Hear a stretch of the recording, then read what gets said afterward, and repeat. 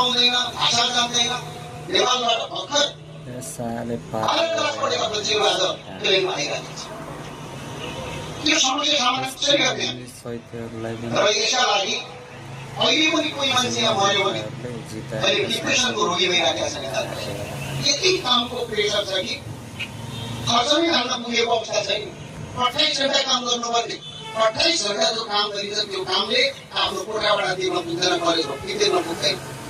अनि यदि बिरामी भयो, यदि ऊ तपाईँको उसको मृत्यु भयो भने बिचरा उसको लास नेपाल लिनको लागि यहाँ आएर पैसा उठाउनुपर्ने अवस्था छ।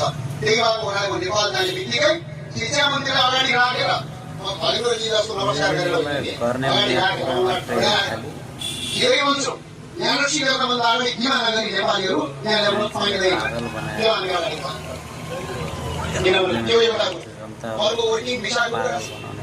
अब नेपालबाट ल्याउने